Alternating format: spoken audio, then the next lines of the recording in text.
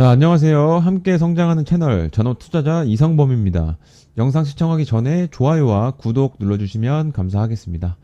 자, 종목 분석에 들어가기 전에 이 주식에 있어서 중요한 내용을 하나 먼저 짚어드리고 넘어가도록 할 텐데요.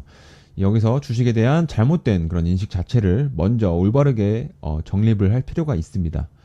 이 주식이라는 게 어떤 종목이든지 매수 근거를 들어서 시나리오를 세울 수는 있지만 정답은 아무도 알지 못합니다. 이 오랜 시간 전업 투자를 하면서 꾸준히 돈을 벌어온 저라고 할지라도 모른다는 말입니다. 자, 간혹 특별한 기법이나 혹은 필승 매매법 이런 게 존재한다고 믿는 분들이 계시는데 그런 건 이 세상에 없다는 걸 말씀드리는 거고, 혹시나 주변에 그런 게 있다라고 말하는 사람이 있다면 믿고 걸으시는 게 좋습니다. 사기꾼입니다. 자, 그리고 이 시장에서 무언가 확신을 갖고 접근을 하게 되면 크게 다칠 수 있다는 걸 다시 한번 강조해 드리고 싶고요. 언제든지 내가 틀릴 수 있다는 걸 인정을 해야 됩니다. 고로 이 주식은 이 다양한 근거를 바탕으로 이 상대적으로 높은 그런 확률의 베팅을 하는 것이지 정답을 찾아서 베팅을 하는 것이 아닙니다. 자, 시나리오를 세우고 예상을 하되 우리는 대응에 집중을 해야 되는 겁니다. 그렇게 해서 리스크 관리를 해야지만이 계좌에 수익이 쌓여 나갈 수 있습니다. 그래서 이 대응이 주식에서는 개미들에게 전부라고 해도 과언이 절대 아닙니다. 그냥 전부라고 보시면 됩니다. 자, 그리고 이 영상을 보시는 분들이 외국인이나 기관은 아닐 겁니다. 자, 외국인이나 기관, 이런 세력들에 비해서 개인 투자자가 가진 가장 큰 무기가 하나 있는데요. 그건 바로 이 쉬운 손절입니다. 자, 외국인이나 기관, 즉 세력은 이 물량을 마음대로 손절할 수가 없죠. 받쳐주는 호가가 있어야지 손절이 가능합니다. 자, 보시는 이 호가창처럼 이렇게 받쳐주는 매수 잔량이 없는 그런 얇은 호가 상태에서는 물량을 던질 수가 없는 거죠.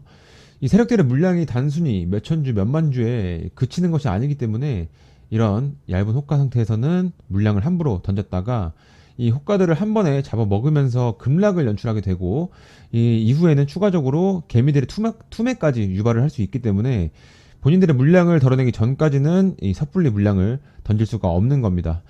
그렇기 때문에 뉴스를 띄우고 각종 찌라시를 뿌려서 주가를 올리고 이제 개미들을 끌어들여서 시장에서 관심을 받게 한 뒤에 이제 본인들 물량을 조금씩 덜어내는 그런 작업을 반복을 하는 거죠.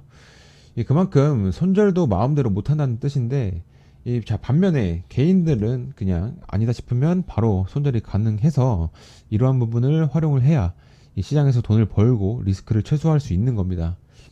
그래서 제가 개미들의 가장 큰 무기가 이 손절이라고 계속해서 강조를 하는 거고요.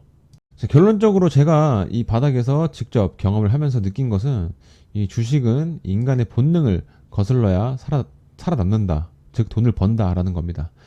자, 수익에 비해서 손실은 짧게 가져가면서 이 손익비가 맞는 매매를 체득화 하셔야 됩니다. 초보자분들에게 당연히 쉽지는 않겠지만 제가 그걸 도와드릴 거고요.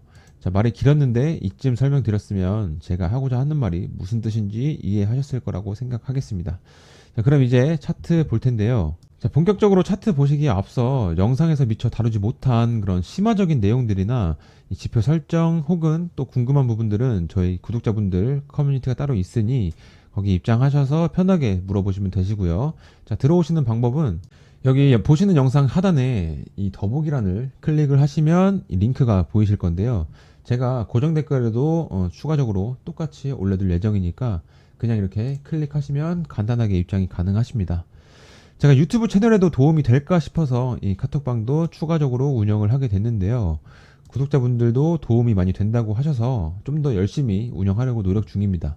요즘 유튜브를 보면 죄다 전화번호를 올려놓고 문자를 남겨라 하는데, 저는 여러분들 전화번호 같은 거는 당연히 알고 싶지도 않고 알아야 될 이유도 없겠죠. 그래서 개인정보가 전혀 남지 않으면서 언제든지 들어오고 나갈 수 있는 이런 카카오톡으로 운영을 하는 거고, 저도 무료로 운영하고 있는 만큼 이런 비상식적인 행동은 안 해주시면 감사하겠습니다. 여기 방에서는 장 전에 이제 뉴스나 시황도 올려드리고, 장중에는 매일 이슈들이나 종목에 대한 그런 브리핑도 같이 올려드리고 있으니까 참고하시면서 아침 신문 읽듯 읽어보시면 많이 유용하실 겁니다. 자, 그럼 이제 차트 보겠습니다. 자, 5월 24일 대한전선 차트 보겠습니다. 우선 시장에서 가장 핫한 테마 중에 하나인 이 전선 테마 중에 대장이라고 볼 수 있는데요. 이 시가총액의 규모로만 보더라도 다른 전선주들에 비해서 시총이 압도적입니다. 최근에 전선주들이 전부 52주 신고가를 갈아치운 상황인데 다들 아시겠지만 이거는 구리 가격이 사상 최고치를 돌파하면서 이 전 세계 구리 수요처가 동시다발적으로 생겨나고 있고 그 규모가 상당할 것이라는 예정 때문에 영향을 받고 있는 거죠. 자, 대원전선을 포함해서 이렇게 대부분의 이런 전선주들이 자, 하나씩 보겠습니다. 재룡전기, 그리고 제일일렉트릭, 가온전선. 자, 보시면 지금 대부분 짧은 기간 가격 조정을 거친 뒤에 금일은 전체적인 상승이 나왔는데 이게 의미하는 바가 크다고 볼 수 있습니다. 자, 다시 대한전선으로 돌아와서 이런 단기간에 지금 고점을 형성한 종목들이 이틀, 3일 정도의 하락이 나오면 이 개미들의 공포심이 높아지기 때문에 이 세력의 입장에서는 이런 공포 심리를 이용해서 핸들링 하기가 한층 수월해집니다.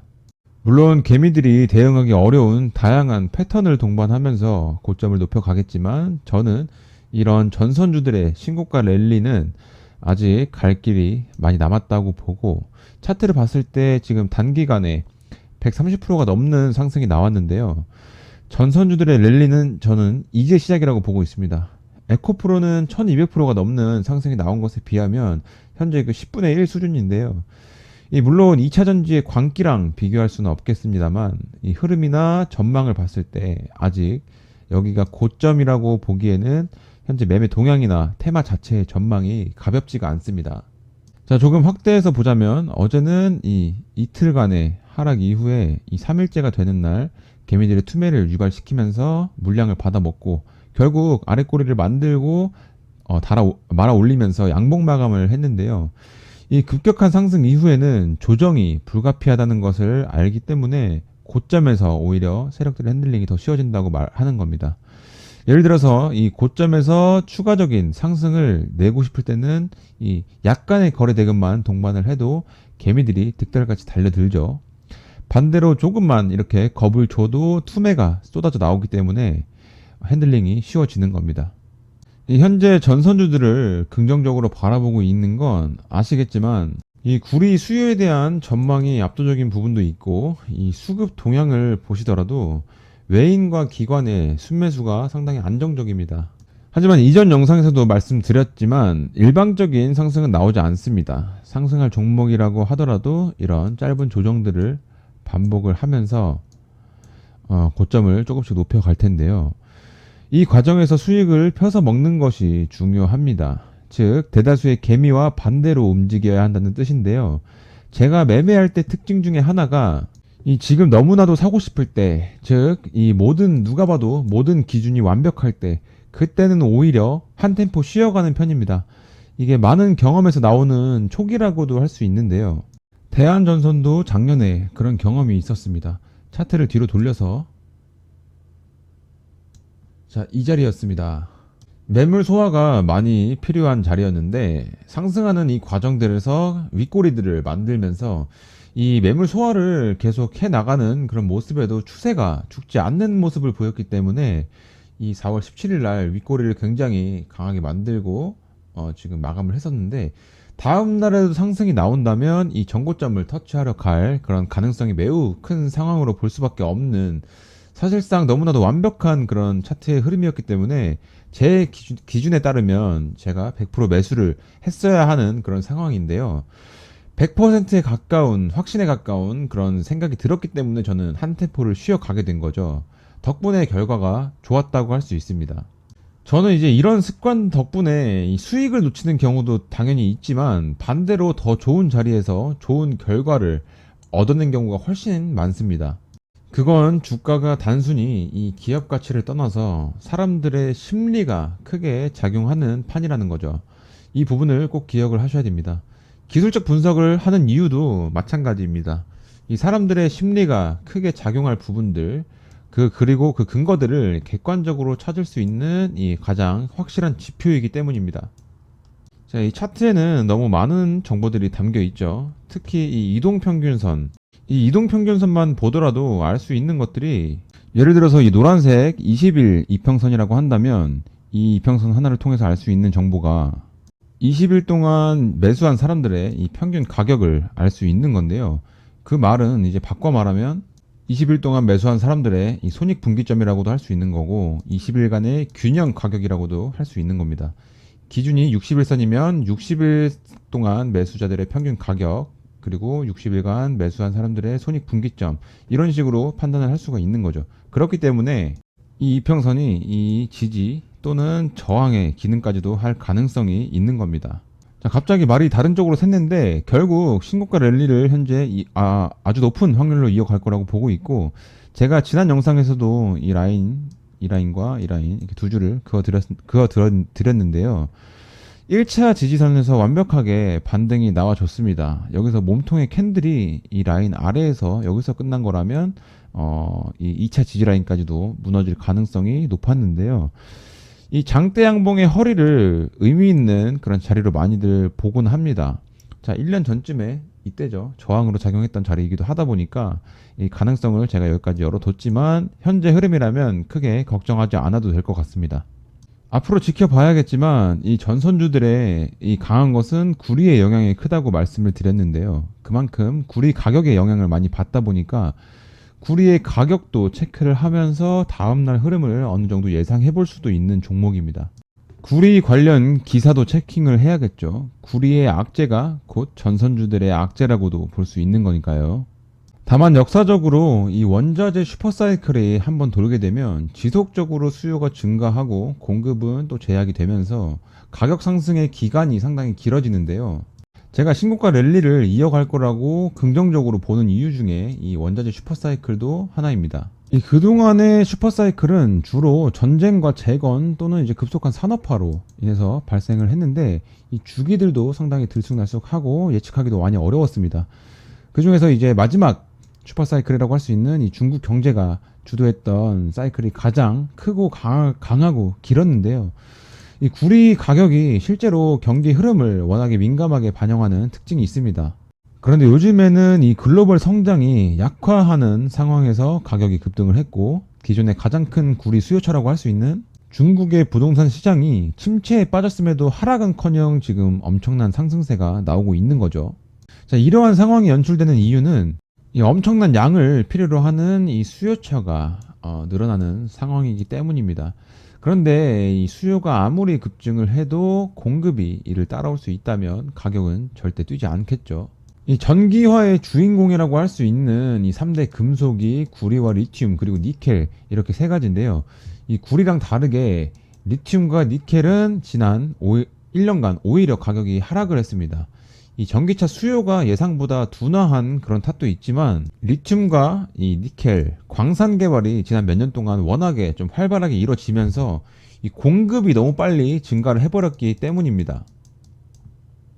그러나 이 구리는 이 공급을 크게 늘리기가 어렵다는 게 문제인 거죠. 수요처는 늘어나는 상황인데 이 지정학적이나 환경적, 경제적, 기술적인 문제로 인해서 가로막혀 있는 상태이기 때문에 이 공급이 뒷받침되기 어려운 상황이라는 거죠.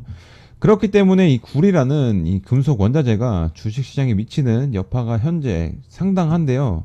바꿔 말하면 이 구리 공급 확대에 대한 기사나 혹은 구리를 대체할 그런 금속이 출현한다면 어떤 상황이 될지는 따로 말 안 해도 상상이 되시죠. 그런 가능성도 전혀 절대적인 배제를 하시면 안 됩니다. 이런 이 단기 급상승 테마 같은 경우에는 악재로 작용하는 그런 뉴스 하나에 굉장히 또 민감하게 반응을 하는데 그래서 이제 특히나 이런 고점 부근에서는 섣불리 보유를 하시는 건 리스크에 그대로 노출된다고 보시면 되는 거고요. 그래서 고점일수록 처음에 단타로 접근을 하셔야 되는 그런 이유입니다. 말씀드린 것처럼 이 신고가 랠리를 쓸 가능성이 높다고 하더라도 리스크 관리를 해야 하는 우리 입장에서는 데이 트레이딩이 알맞다라는 거죠. 그래서 조정 단계에서는 굳이 물려있지 않고 이 하루하루의 추세에 따라서 수익을 펴서 먹는 것이 가능한 그런 종목입니다. 기사를 하나 보여드리자면 현재 구리 가격이 실제 수요를 뛰어넘은 수준이고 그리고 재고가 줄지 않고 있다는 내용이고요. 재고가 오히려 3주 연속 증가하는 그런 추세라는 구리 전망에 대한 악재를 담은 기사입니다. 하지만 냉정하게 말하자면 이 기사 자체는 악재지만 장기적 악재라고 볼 수는 없습니다. 어찌됐든 현재 시점보다는 앞으로 구리가 많이 쓰일 수밖에 없고 공급이 수요를 따라가기 어려운 미래가 도래할 것이라는 부분에 있어서는 이 부정할 수 없기 때문이고, 결국 이 구리를 대체할 그런 원자재가 나왔다는 내용, 즉 마침표를 찍는 악재는 아니라는 겁니다. 그 말은 즉 눌릴 때 매수한다면 저가 매수의 기회가 될 수도 있는 거죠. 오늘 이 대한전선을 다시 한번 다뤄봤는데요. 제가 라이브 방송을 하지 않는 이상 이 장중에 실시간 브리핑 같은 거는 당연히 불가능하다 보니까, 영상을 보시면서 이해가 안 되시거나 이 추가적으로 궁금하신 것들은 제가 앞서 소개해드렸던 그 카톡방에서 물어보시면 되겠습니다. 자, 그럼 오늘 영상은 여기서 마치도록 하고 구독자분들은 카톡방에서 뵙겠습니다. 감사합니다.